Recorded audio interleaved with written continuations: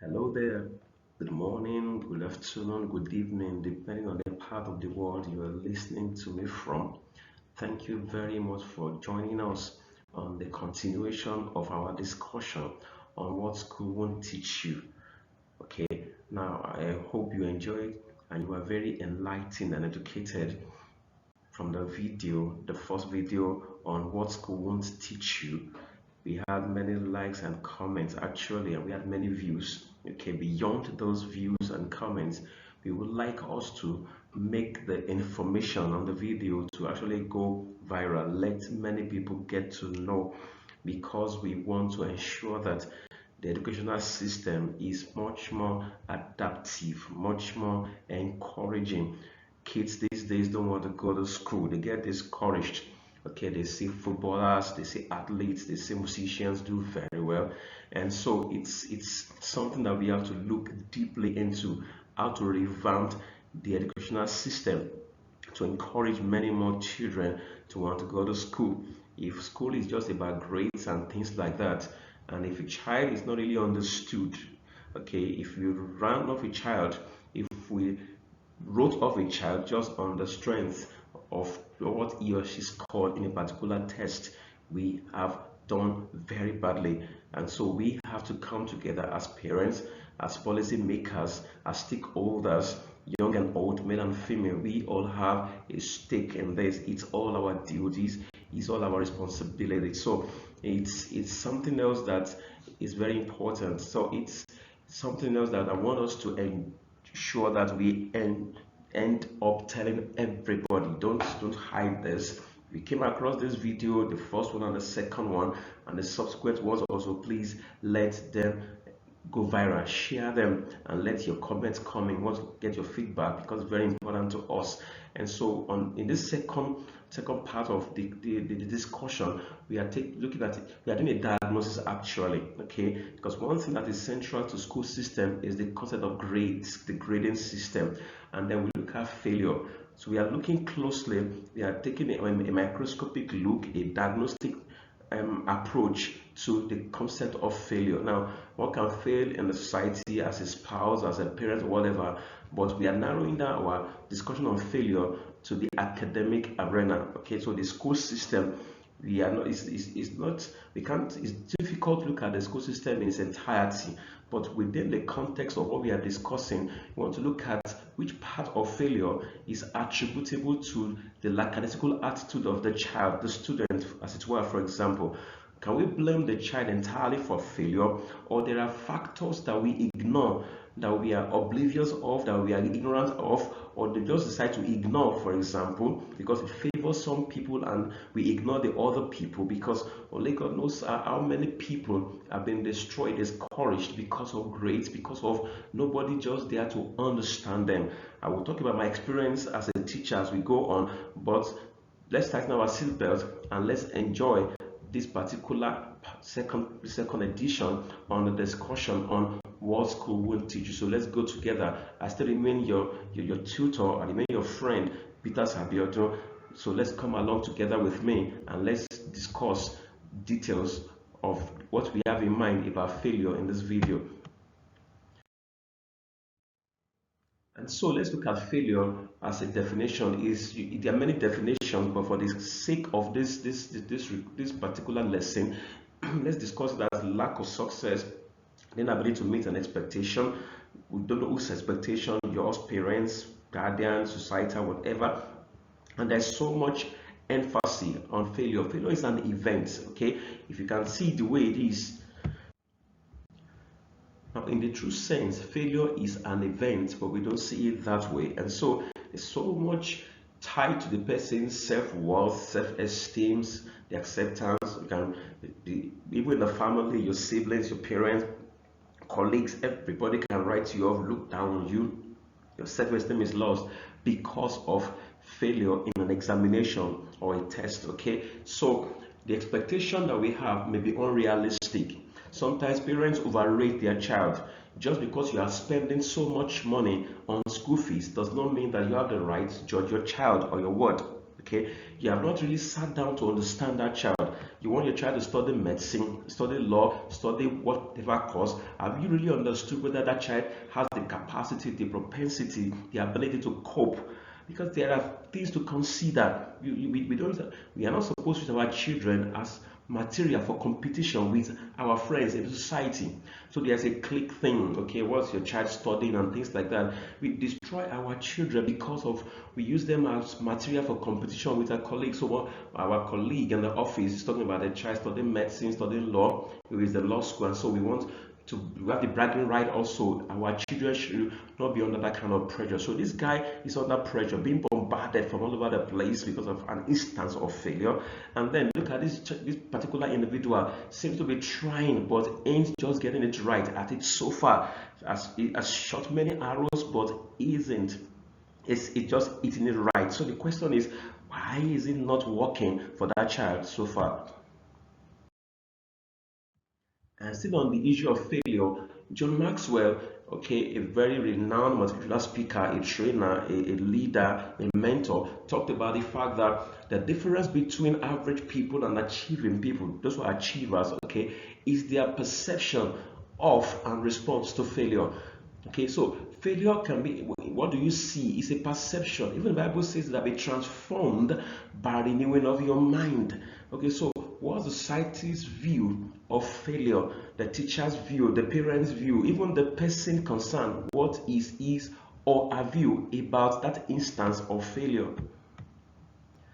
And again, we see this person being bombarded, this person shooting arrows, meaning arrows means effort, but just not getting it right so far. And so we ask these crucial questions for all of us to answer.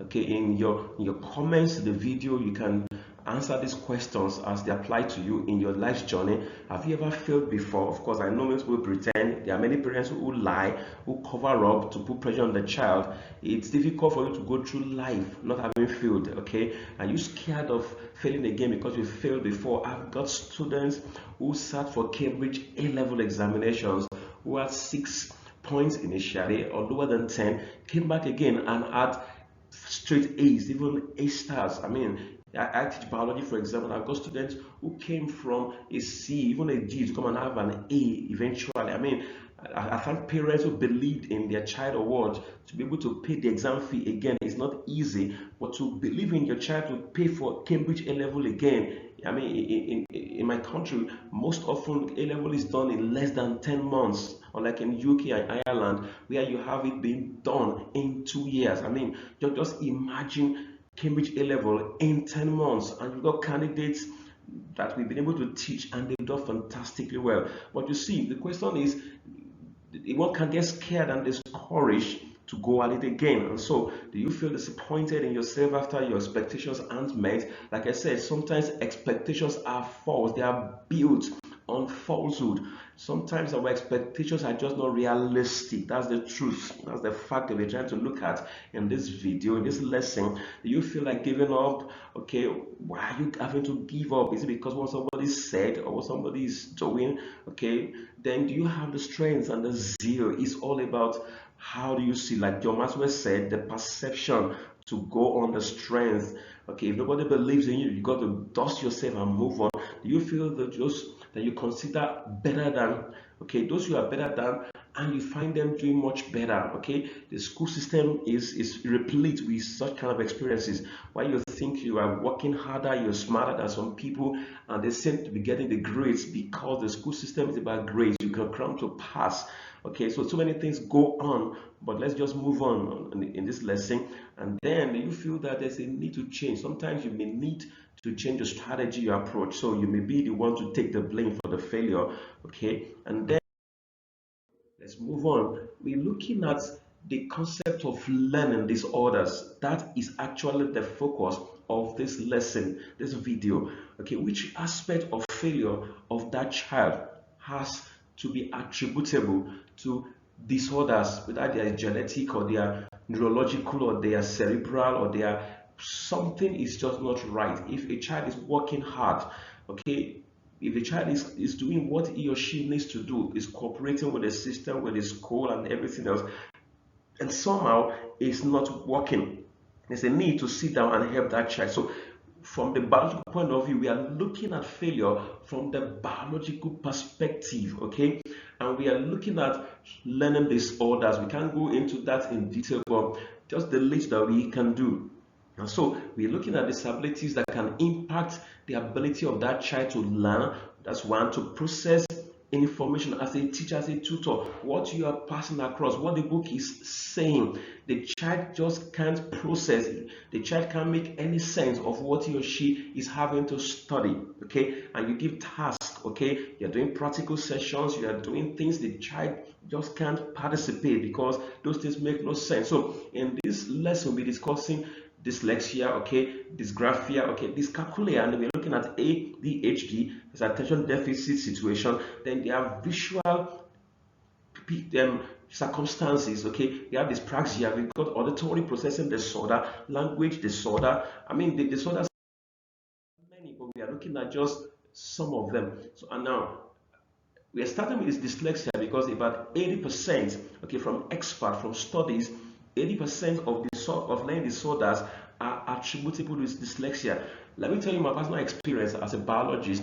Some years ago, I was privileged to tutor a particular girl, okay, for the sake of confidentiality and privacy. Let me call that girl Bridget. Of course, that's not her true name. She has been in some very expensive schools before, having done IGCSE. She just didn't do well. I mean, thank God she had privileged parents. They traveled to UK, okay, for a holiday, and then the mother, who is a nurse, okay, was motivated to take her for test, and the test revealed that she had dyslexia, and that's a very serious thing. And when she was brought to me, okay, the issue was, how do we tutor this child? It began from, how do we fill a Cambridge form? And I had to fill a form. I had to include this, and then thank God for Cambridge examinations. I mean, it's important for the educational system to be transformed, okay, to be changed to accommodate peculiarities. A lot of systems ruin children because those who are policy makers, even parents, are not informed. So if you're a parent, you are listening to this video, it's a privilege for you to try to help your child. Don't run off that child, don't ruin your child, don't write off your child because of grades. From the lesson you will have learned from this video, try to study that child and read further, consult experts, and help your child discuss. Okay, you have to read. It's becoming more important for parents now to be informed. And so when the exam was to start, the instruction, she had to be put in a hall all by herself. That's one. And then she was given extra time by Cambridge for each paper. That's two. Then number three, we had to read every paper. Imagine having to read mathematics papers, having to read biology paper. I mean, this girl had admission into universities in South Africa and the US. She was given admission to go and study drama, to go and study fine arts. She could draw, she could dramatize, but she was not good with words. If you're writing, if you're doing things, even her name, she struggled to spell her name. And that was my first encounter with a dyslexic patient. And so it opened my eyes to the fact that, look, how many people are like this Bridget, in quotes, this pseudonym now, that they are struggling because of a problem that is not their fault, is neurological, is cerebral, is psychological, and they are helpless. So dyslexia is just a reading disorder. That child, even sometimes to identify colors, identify objects, the child has difficulty. You can't comprehend words. So in other words, if you're writing, you're just wasting time. The child struggles to express himself or herself. Listening is a problem. In short, that child can't process words. But if you are demonstrating, this kind of child will require audiovisual aid. For example, I mean, this my Bridget, in quotes, student was she was good in dramatizing. She could draw a lot. And so the first disorder we are discussing in this lesson is dyslexia, reading disorder. And so as a tutor, as a parent, study your child and find out if this is the disorder, which what is affecting your child might possibly be.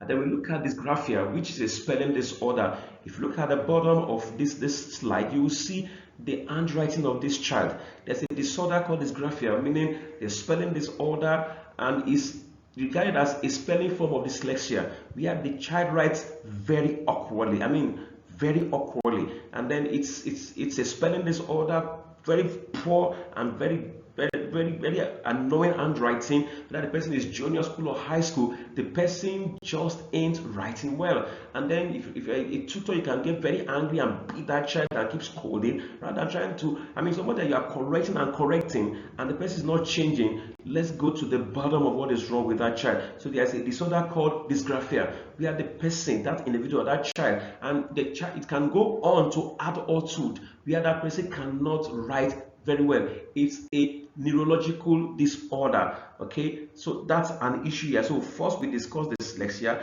and we are discussing writing disorder. And again, we've got dyscalculia. Now, this dyscalculia has to do with math skills. No matter how much you tutor some children, they just can't do simple maths, algebra, addition. To you teaching, you can say, can't you just process? But to that child, it's complex because it's just not the fault of that child. So the dyscalculia as a disorder is a defect in which that child can't process math concepts, math principles, calculations. It's just not working. What you can ordinary multiplication, division, what you call board mass, that child that has this disorder just can't process maths concepts and principles. And so no matter how hard you teach that child, he or she just ain't going to do well at all, because it's not his or her fault. And then a very popular one also, attention deficit hyperactivity disorder. I mean, your child is very restless. You are a teacher listening to me in this video. There's a student in your class that is restless, that keeps disturbing every other person. You just can't seem to sit down, wants to go to the restroom all of the time. He's so disorganized. The person's room or corner in the dormitory is just, I mean, the person lacks motivation. If you tell that child to sit down, it's like you are killing that child. The child just wants to stand up. The child is disturbing another person. The child is seen as a nuisance to the friends and to the siblings, to everybody. And so the question is, what is wrong? And unfortunately, ADHD is hereditary. It can be inherited from parents. It runs in some families. Okay, so as a parent, please begin to watch yourself. If you are restless, you always have to, I mean, you always want to be busy. You are in the garden, you are cutting grass, you are cooking, you are doing this, but you can't just sit down. I mean, despite your fact that you are not young anymore, you just want to be everywhere. You want to attend the parties, every party you want to go. I mean, it can be an issue when you are restless, you are hyperactive. When everybody seems to be tired, you're just getting started. And so that person is forgetful because the person is tired. The person is unorganized, having wasted time and energy. The person will have forgotten key things, assignments given, tasks to undertake. The person just can't remember because the person has dissipated energy. And so please, if you're a tutor or a parent, please read further on ADHD. That may just be the reason why your child is always tired, always not being able to settle down to focus on anything whatsoever. We come to dyspraxia, another very important disorder. So it's also a disorder that is in nature, it is neurological. It affects the person's ability to plan, to coordinate. The person is just disjointed, as it were, and so it's loss of motor skill. The motor pathway of the nervous system is just not working. The person combs his or her hair awkwardly, ties the shoelace awkwardly. The person is just awkward in everything. When the person does the zipper, when the person does things, the person is awkward, and it's referred to as developmental coordination disorder, DCD. You can imagine what children go through without understanding them. It's a big deal. And so the school should not just emphasize scores and grades.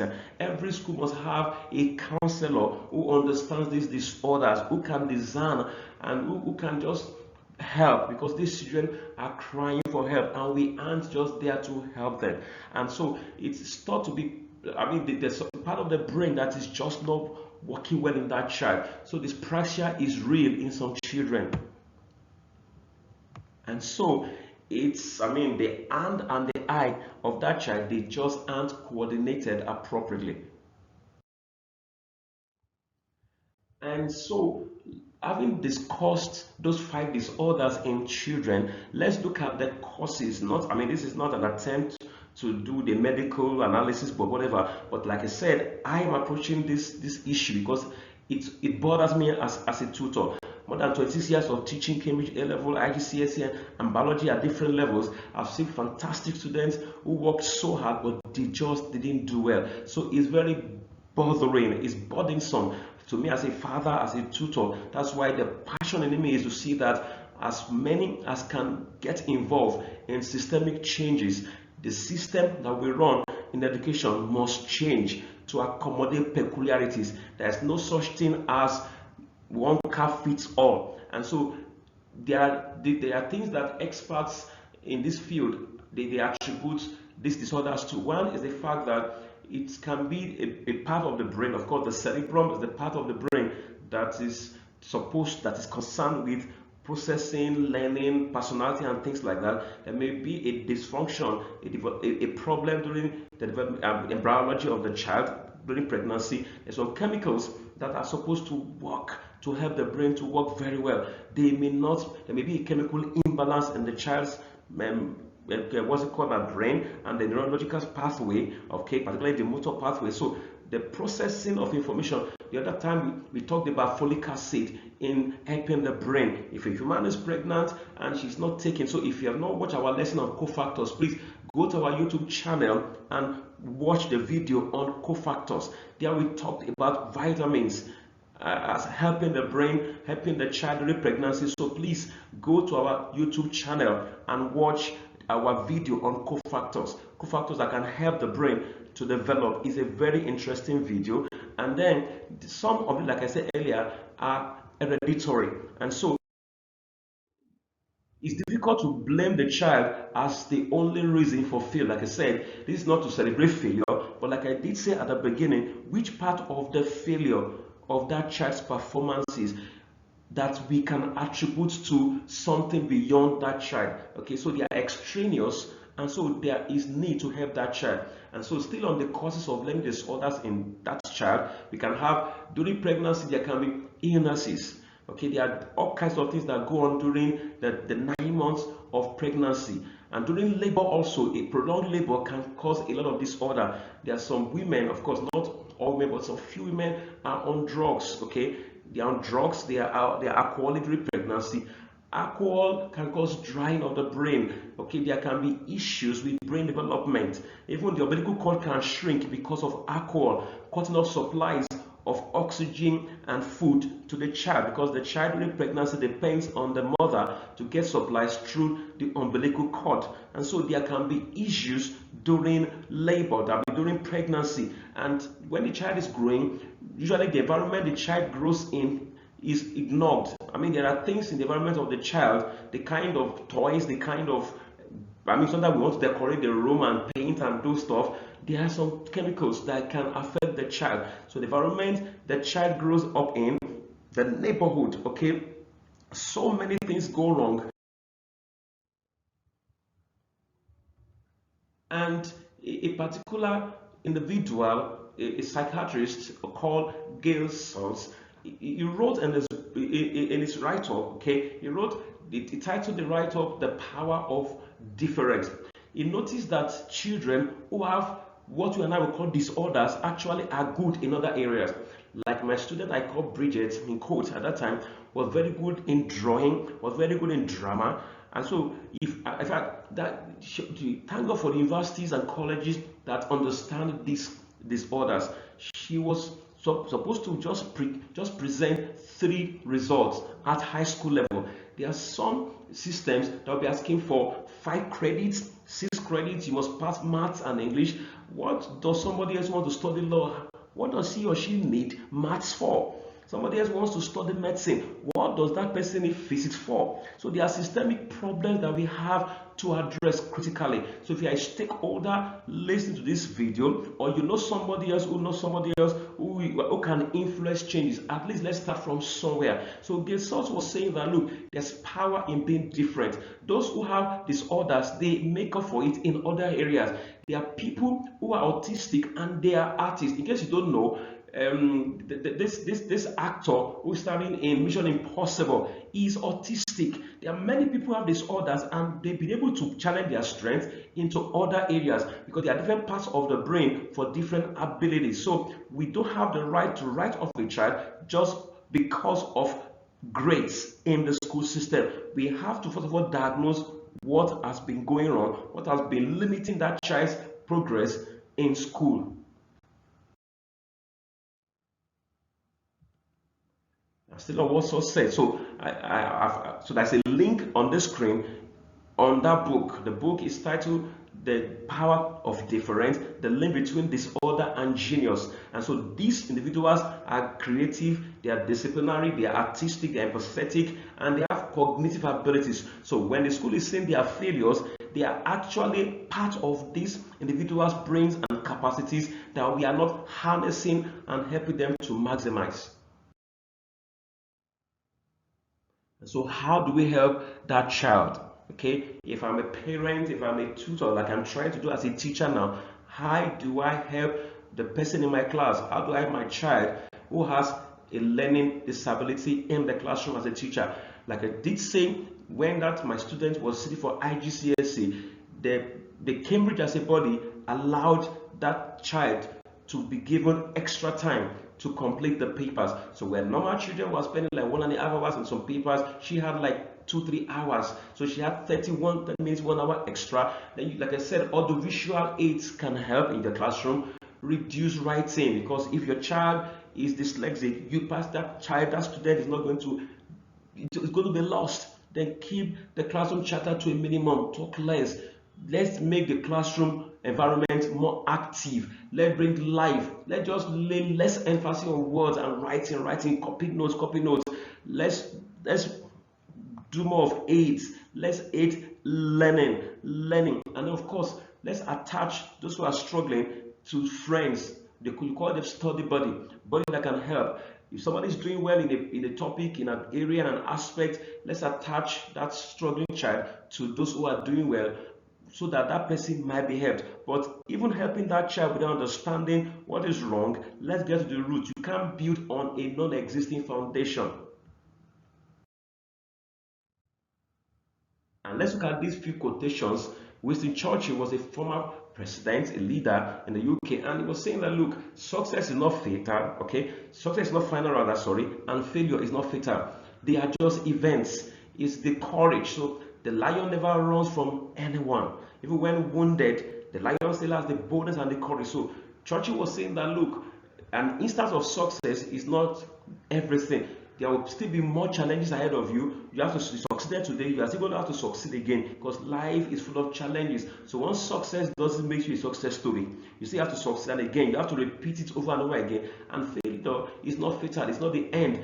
Try it again. If that is not working, you may change. If your child ain't doing well in biology and you want that child to study medicine, their parent, try something else. Maybe that child is not good for medical sciences. Let that child go to the art or social science. I've got a student over the years who wanted to study engineering and then eventually ended up studying economics and business studies. And the child did very well eventually in the Cambridge examination and got admission. So as parents, let's remove the pressure of this is what you should do. Rather, provide the guidance and the leading your child requires. And never let success get to your head. Like I said, school can make you proud because you are doing well, you're having the grades, but that is not the end of life. You are just succeeding in a microcosm, just in that area. You may be a failure in the larger situation because the ecosystem is very broad. You've got the micro ecosystem, and then you've got so there are many strata of life.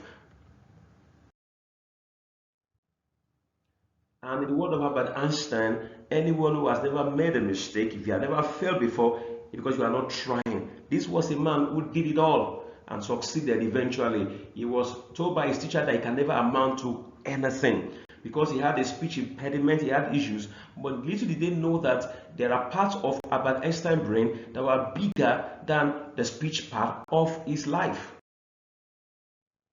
And so, as a round off this lesson, this video, I would like to say to you, listener, if you're a child, if you're a student, dare to dream. Look at this child, look at the background.